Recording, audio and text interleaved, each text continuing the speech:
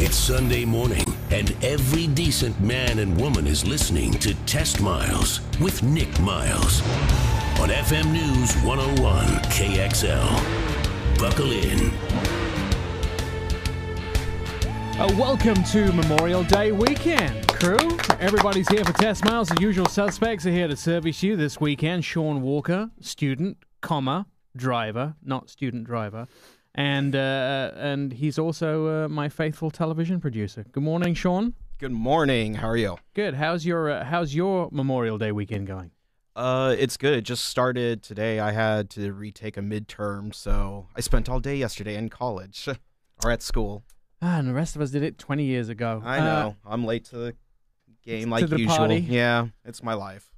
And Brad Boyer is here. He is the grandfather of the show, father to two 5-year-old twins, lucky limousine marketing manager of decency.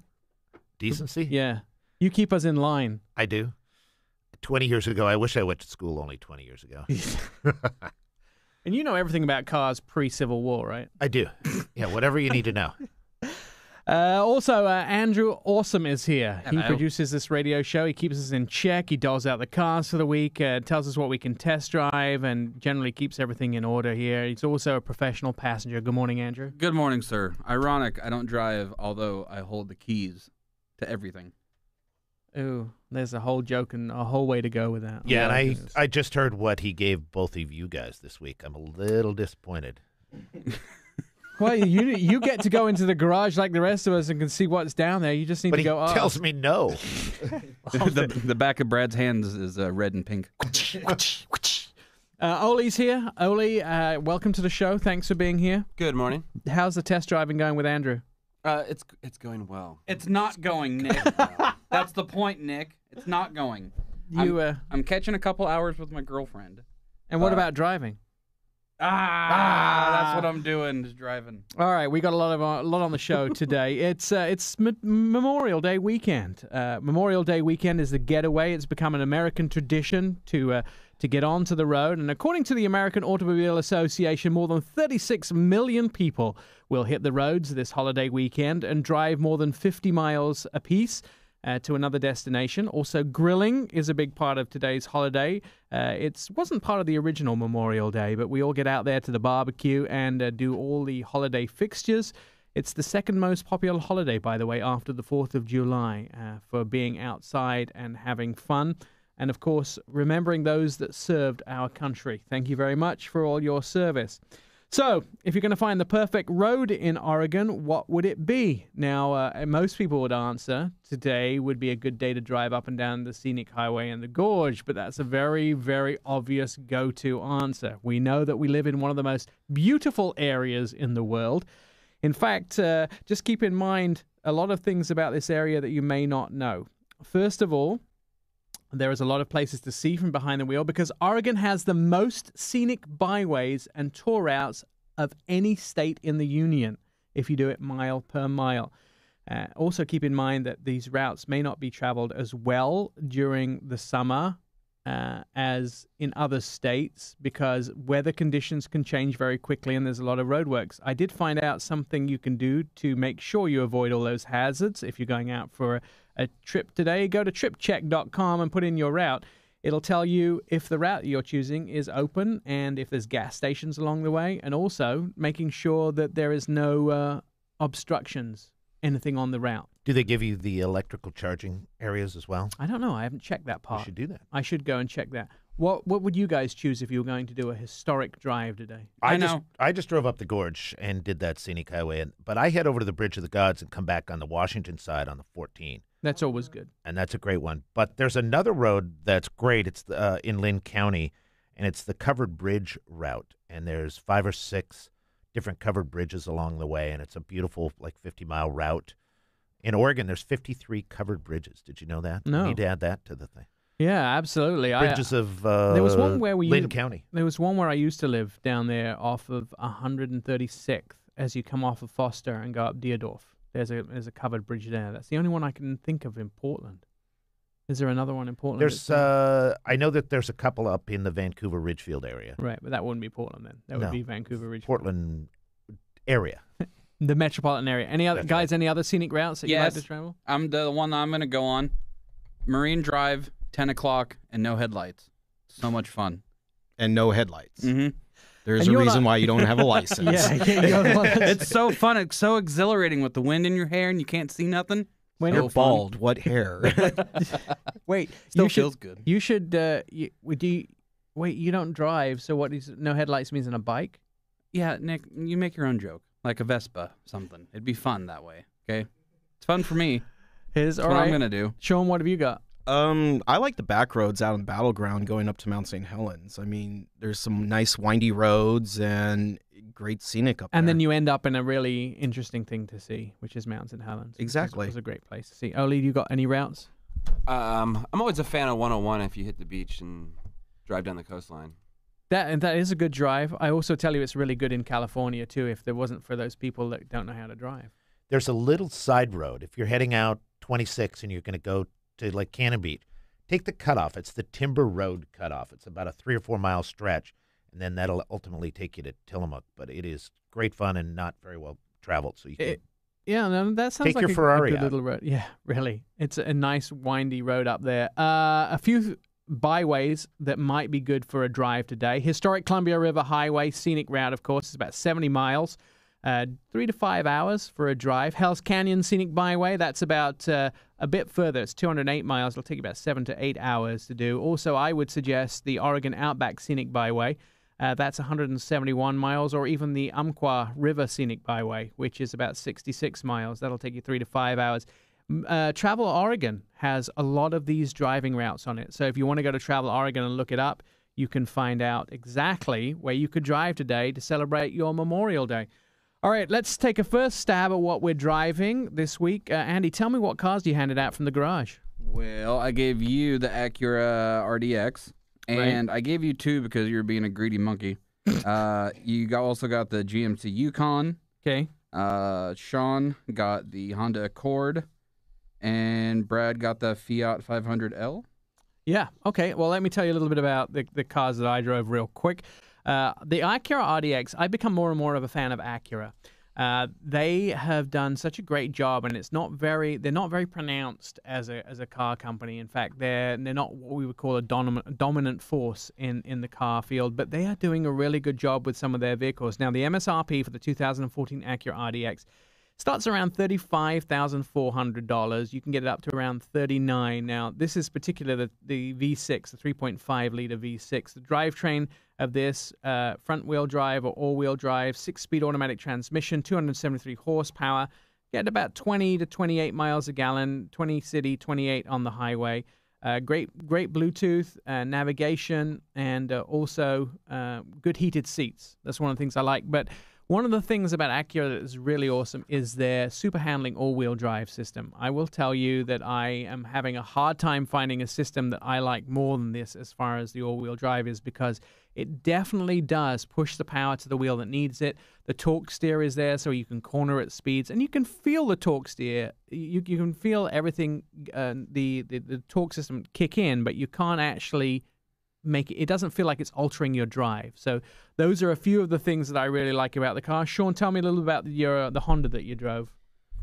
I drove the Accord, and it was the 4-cylinder, and I really enjoyed this car after having it for a week. It got great fuel economy. There's so much great tech in it that it's hard to explain all of it for a $30,000 car. I actually see why they're one of the leaders in the segment. I think if we look at figures for the Honda Accord, you will find that it's definitely the number one selling car in California, but it's also, they're now claiming the number one selling sedan in America if you don't count fleet sales. Yes. Because I think Camry beats it on fleet sales. Yes, and it's right there with Camry, but one of the things I like, but it kind of got a little weird, is their blind spot camera that they have, because they have a camera that's under their right rear view or right side view mirror. It's called lane watch. Lane watch. Yeah. But basically, when you turn your turn signal on, it actually shows what's on the side in a video in your center console, so you don't have to try to look and get around the pillars and maybe miss a car out there. So it's great. I'm actually posting a video of it so people can go to our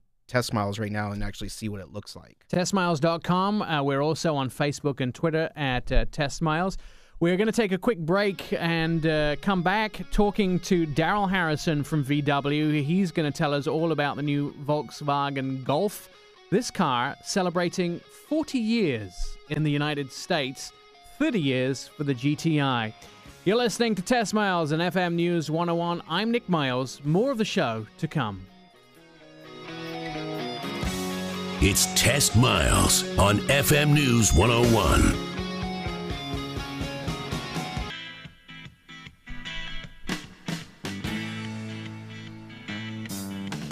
Test Miles, like NASCAR, but with one right turn. TestMiles.com. Welcome to a Memorial Day weekend. I'm Nick Miles. You're listening to Test Miles. We're talking about some of the cars that we have driven this week. Brad, you had the Fiat 500L. I had this, and I went into this thinking, I love the outside of the car, but I'm curious if it really is that much bigger than its than the hatchback. That 500 hatchback was pretty small, but it's 2 feet longer and 6 inches higher, so it was substantially larger inside. So it felt a lot like a Mini, and I think the Countryman is its biggest competitor. This actually is a little more nimble and quicker than the base Countryman, but the turbocharged engine for the Countryman kind of beats it up a little bit. This is a 1.4-liter turbo four-cylinder, 160 horsepower, so around town it was fine. But if you get it out onto the highway, you load it up with anybody, it's a little sluggish.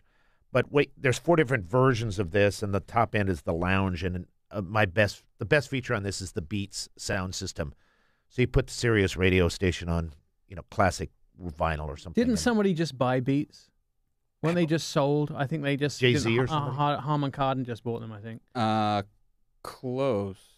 Oh, who did buy them? It was just on the news. I wanted to say it's Apple. Apple bought them. Oh, Apple bought them. Apple bought them for right. $3.2 billion. Apple bottom jeans? Yes, and boots with the fur. So what is there? There's this 4x4 version of this car too, isn't there?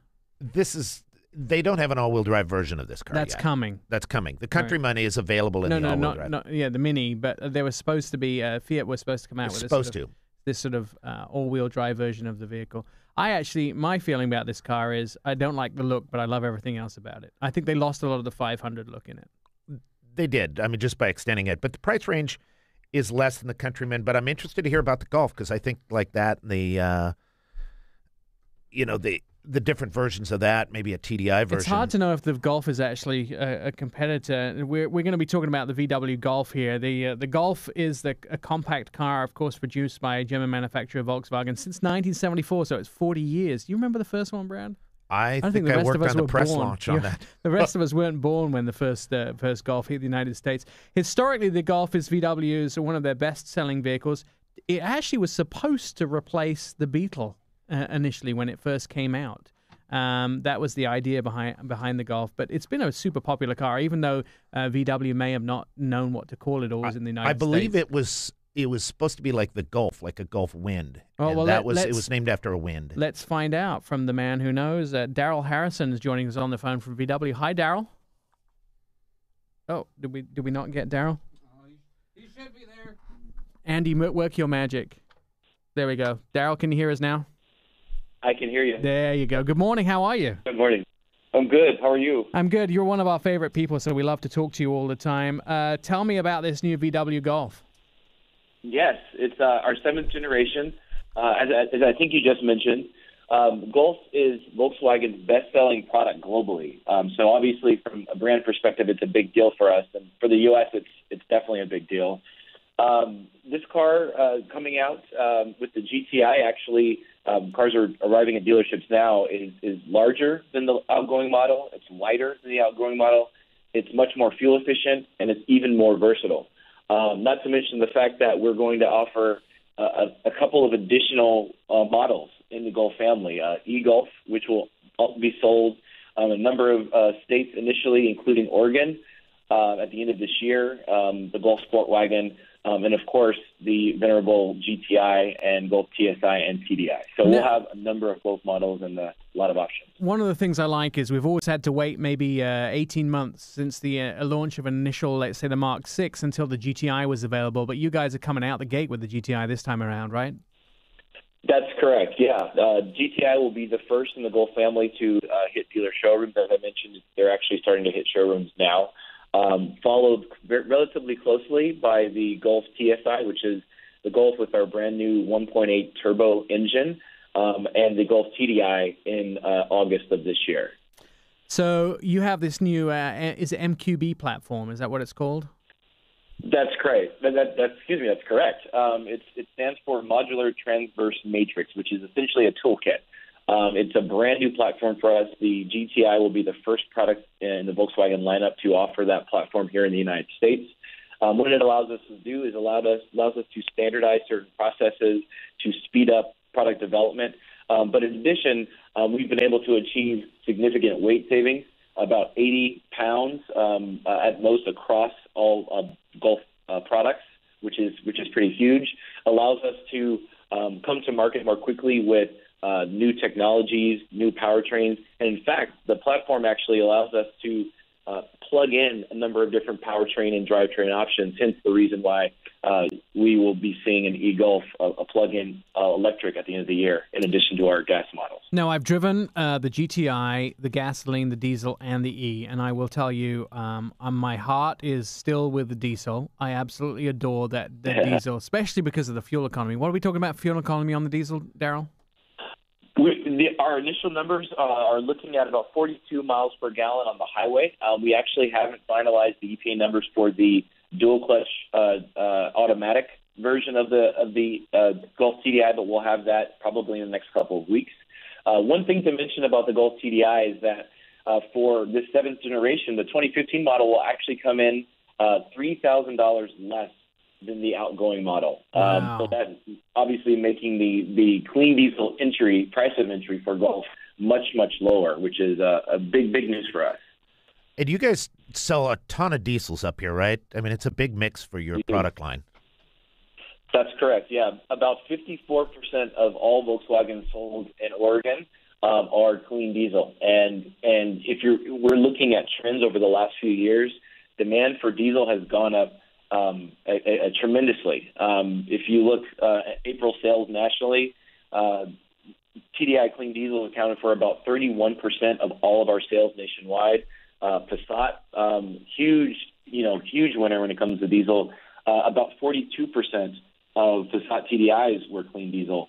So if you look at what's hot in our lineup right now, clean diesel definitely is hot. And we expect that number to continue to grow. I'm absolutely in love with it. I think it's a fabulous car. Now, I would tell you that this vehicle is also going to be a major part of the World Cup when it comes up too as well. Daryl, thanks so much for joining us. It's always great to have you on the show, and hopefully we'll have you back soon to talk about more. Daryl Harrison, who is the product guy for VW, talking about the 2014 Golf. I'm Nick Miles, listening to Test Miles. Happy Memorial Day.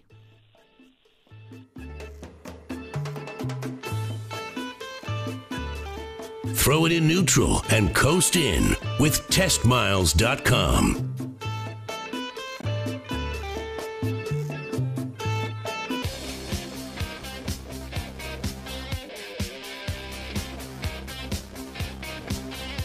Favorite us, tweet us, friend us, love us, all at TestMiles.com.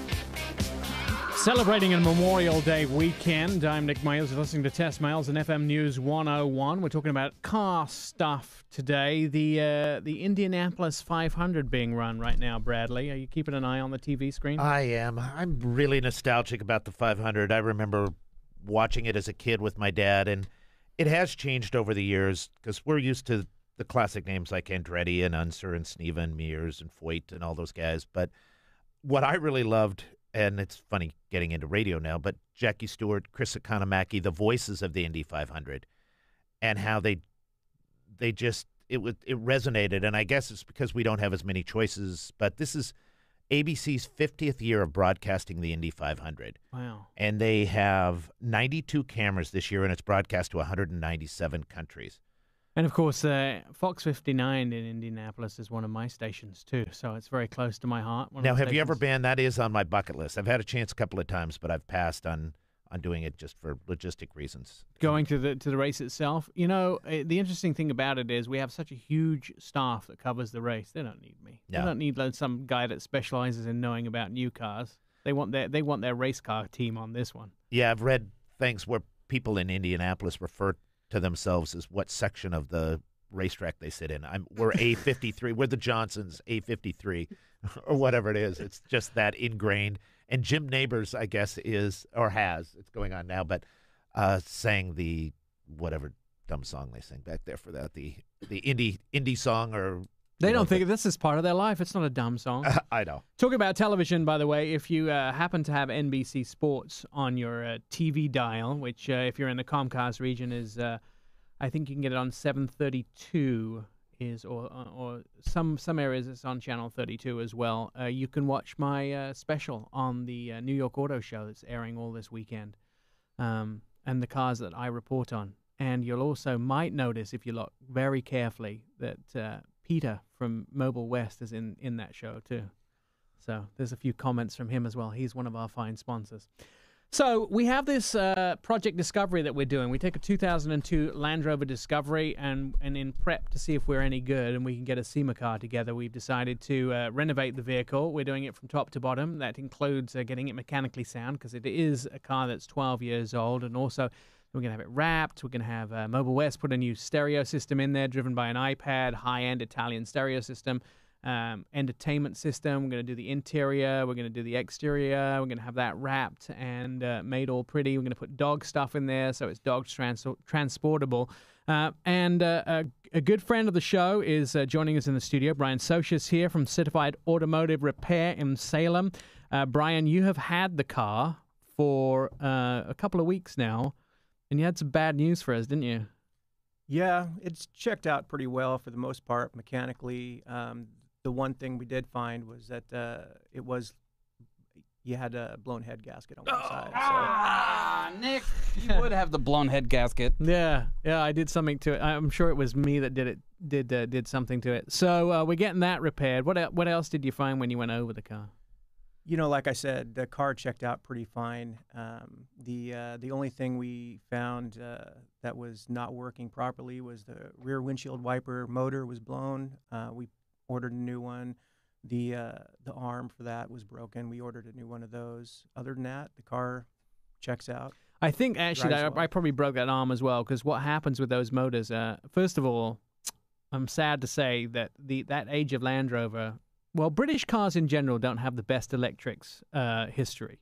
No. And no, I'm telling you, Lucas Electrics were not one of the best car companies to do it. So with my Land Rover that we got for this project, you would hit the button, and it's the same actually with the column windshield wipers. You hit it, 1,000, 2,000, 3,000. Then the windshield wipers would kick in. You know, it would be like, it could be up to like 15 seconds for things to start. So it's kind of one of the things. So I think what happened with that rear windshield wiper is because the motor was going, it got stuck halfway, and I got fed up with it in the rear view mirror. So I just went and pulled it down, and that probably was what broke it. Yeah, it kind of looks like somebody jerked it. My hand is being raised in the studio right now. I manhandled the car. Now, what do you think of the general condition of the vehicle? Because it's got about 100,000 miles in it, right? You know, considering the miles, it's in really good shape. It's actually been a pleasure to work on it. So yeah, it runs pretty good. Now we've been having to fill it up with water every so often because obviously the radiator gets low, and that's the head gasket. That's the head gasket. We pressure tested it with about 12 to 15 pounds of pressure in the system, and that's when the leak. When you notice the leak on it, right? Now, what happens with replacing head gasket? What have you done? What have you got to do? Intake comes off. All the pretty much everything on the top end comes off to get to the heads. So, and then you send the heads out to a machine shop, right? Machine shop, right? And they just remachine the whole thing. They're going to resurface everything and pressure test the valves to make sure nothing's leaking, but they look good. Visually, everything looked fine. It does. Yeah. The interior needs a little work, though, doesn't it? You know, you say that, but actually the interior didn't look too bad. The driver's seat had a little tear, but, overall, I said, the condition is pretty nice. The 2 inches of dog hair on the inside, though, is probably, I need to vacuum that. I overlooked that. I actually, one of the things that we've talked about is because we're using this vehicle for a sort of a dog transportation vehicle. That's kind of the design behind it. Is that maybe we want to take carpets out and put something different on the inside so it's easy to vacuum, and maybe sort of removable Gore-Tex seats so you could take them and hose them down or something like that. Right. There's some of the ideas too. Now, the fuel economy, is that affected by the head gasket going? Because I mean, this thing cost me $100 to put in, fill it up with gas. Shouldn't affect that. No. No. So the only thing that really I would notice is the amount of water leaking from it. Right, and eventually that would become a gross leak, and that would affect the drivability. The car would start overheating and whatnot. So I think it does overheat, but that's partly because of the water getting low and stuff in the car. All right, tell me a little bit about Certified Automotive Repair, since you're part of the Project Discovery now. So you are actually located in Salem. Whereabouts? We are in South Salem. We sit back behind the Spinnaker Lake area and just off of 22nd Street in Southeast. And we have 6 bays and 4 techs in the shop. Have my shop manager who also doubles as a tech at times. And then I have a service advisor who's also a master tech up front. And myself, I do mostly administrative, and every now and then I'll turn a wrench for the most part. But the guys really don't like me in the shop too much. So No. I try to stay out Mechanics of their way. don't like any managers. But you're a car guy through and through, right? Oh yeah, love the cars. I have to relay a fabulous story, which is one of my favorite stories about you. Is that you've had 3 Mustangs now, right? That's correct. And you basically went from top to bottom and refurbished these Mustangs. Yes. And redid them. So the one I'm gonna talk about. The one in particular was it 1969 Mustang. Yeah.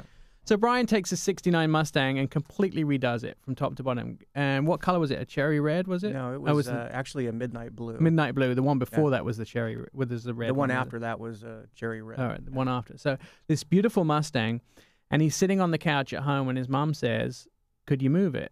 And he's like, "I'm busy eating my dinner." He goes, "Well, I need it moved." So he throws her the keys and asks her to move it. Suddenly there's a giant crash, and this beautiful restored Mustang goes through the garage door, right? Right. And your mom drove it through the garage door. Yep. And your brother tells the story better than anyone else, but he says Brian's face went white and then orange and then red.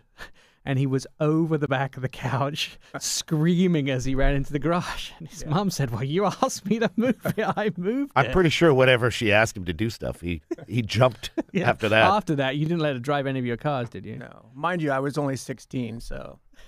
So how much trouble did it take you to repair that car after she'd driven it into the garage? It wasn't bad. I think the garage cost more than the car to fix at the time. Because your labor was free on the car, right? Right. And so you've had 3 Mustangs, but you restore a lot of cars. I mean, and I think with your son's also a mechanic as well, right? He went to school to be a mechanic. He's actually pursuing another field right now, but yes. But it's in his blood. It was definitely in your blood too. You've had a bunch of cars at home and through your youth that you actually pulled apart and put back together again. Yep.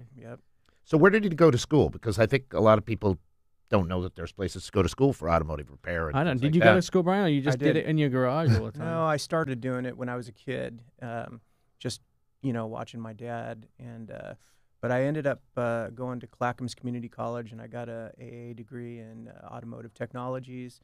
I ended up not going in that direction as a young man, going in another direction for 30 years or so, and come back now to the automotive industry. And so I will tell you that I have a lot of friends in the car business, and the best guys are the guys that have it in their blood, that did it just as a hobby, and then they turned their hobby into what they wanted to do. So Certified Automotive Repair in Salem. You can go to carsalem.com and get hold of Brian and the guys there. We'll hopefully stick around to the end of the show, but we're going to do some more stuff on the Land Rover, and maybe we can get you involved in that as well. You're listening to Test Miles. We're on FM News 101. It's a Memorial Day weekend. This is KXL's Car Show, and the whole team is going to be with you until 11 o'clock. Got more car stuff coming up. Stick around.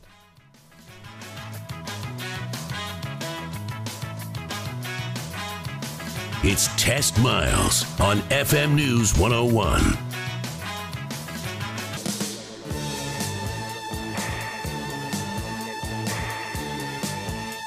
Test Miles, like NASCAR, but with one right turn. TestMiles.com. If you friend us on Facebook, we'll friend you right back, and on Twitter. With Facebook, I guess you just have to like us. I'm not. Yeah, I think I've liked us on Facebook. Well, you don't have to like us, but you have to hit the like button. Right, you have to like us. It's Yeah, no, mandatory. you have- It's a Memorial Day mandatory thing. Lots going on the show today. We've got a few more minutes to plow through some of the stuff. Thank you very much to Daryl from VW for being here, from Brian Sosha from Certified Automotive Repair in Salem, who has given the Land Rover Discovery 2 the once-over. We're still talking about other ideas that we can do with the vehicle. One of the things that I want to find someone to do, and if anybody knows out there, please get in touch with us, is to do, Anoli came up with the idea actually, was to do an air compressor that propels tennis balls out of the back for the dogs to chase. There's got to be something out there, I think, that, I think it was Sean who mentioned, like, the guns that you use at, like, the Blazer games. I mean, the technology is clearly out there, so. These are the guns to shoot T-shirts, right? Right, that's what I'm... Yeah, because if you had real guns, you could throw them. Clarify that, I guess. Yeah. So maybe one of those could be modified, or one of the baseball propelling machines, something like that. Look, there's probably a video on YouTube or somewhere on the internet of how we could make this. If someone has an idea, please get in touch with us of things we could do to dogify this car to get it ready for the same sort of thing we do with SEMA vehicle. One of the other things we didn't quite have time to get to is talking about the GMC Yukon, which I drove, which I really love, by the way. 2015 Yukon SUV. Starts around $47,000. You can get up to around $65,000, which happens to be the one that I'm driving.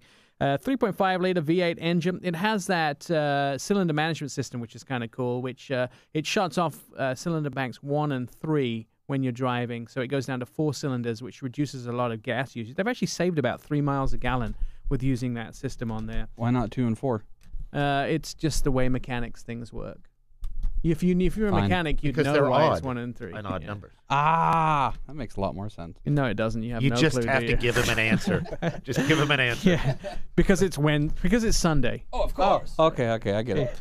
It has that all-wheel drive system, 6-speed transmission, 355 horsepower, and 1623 as far as fuel economy is concerned. So, I mean, that's not bad for the vehicle. By the way, did you guys see the press release yesterday of the new Mini, the concept roadster? That I've seen the pictures. It's interesting that Mini coming out with something that looks close to Miata. I can't do it.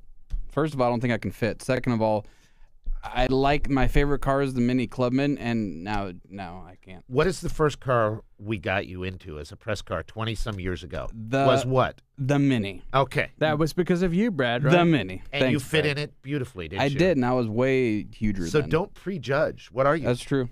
That's true. You're prejudiced. I am. I'm You're car prejudiced towards the prejudiced. Mini. Yes. What a horrible attitude to have on the Memorial Day weekend. I apologize, Mini. There you go. We're looking at the modern Britishness meets Italian flair with this vehicle. Are we going to get pictures up at Test Miles? They're already up. So go to testmiles.com, have a look at this new Mini. It's kind of interesting. It's sort of an athletic beauty, sort of classic Italian body construction, and hand-shaped metal gives it a really nice sheet metal feeling on the outside. Very interesting. It doesn't look like a Mini, but it kind of does look like a Mini as well. I'm not really sure whether I like it or whether I hate it. But It looks like a stretched version of their little 2-seat Roadster they have right now, yeah, but a little more style to it. yeah, it has sort of those flares around the lights and stuff, which is kind of very different, I think. So interesting car. I guess we'll get to drive that probably in the next 2 years or so when they come out with it. What have you got plans today, Sean? What are you planning on doing? I have no clue. Just probably yard work or hopefully a good Great drive. way but- to celebrate our troops. Thanks, I Brad. know. What do you got going? I'm going over to our friend's house and barbecue and consume. Oh, Will and Kelsey. Yes, They're making a movie, aren't they? they are. It's called The Pig Theory. The Pig Theory. It's going to be great. And then tomorrow I'm driving up to Timberline. I'm going to take one of the roads we didn't talk about up to the mountains. Take the kids to see a little bit more snow before it's totally gone. Andy, what are you doing? I'm celebrating Memorial Day by going to compete in a Magic the Gathering tournament right All after right, the show. We're done with that. Brian, what are you doing this? Are you having a barbecue at the house? Oh, maybe. We actually picked up a motorhome yesterday that we had ordered, so we're going to go do some shopping today. Oh, Get motorhome that stuff. sucker filled up. Nice. Yeah. Oli, what about you? I don't have any idea. I have zero plans. I mean, Just woke up, didn't you? maybe barbecue, maybe yard work, maybe adult beverage, or maybe all three. I guess probably pretty good chances. I'm going to go and hang out with a 1924 Bentley and go film that. That's my British celebrating Memorial Day. We have a memorial in England too. Don't look at me like that. Yeah. Everyone's staring at me strangely. How do you pronounce Memorial Day in British? All right, goodbye. We've had a great show. Thanks for joining us on TestMiles this week. We'll be back again at 10 a.m. next Sunday morning. Sean just fell off his chair as we finish the show. Do not drink and be on the radio. Why isn't this televised today? We'll talk to you next week. Thanks for listening.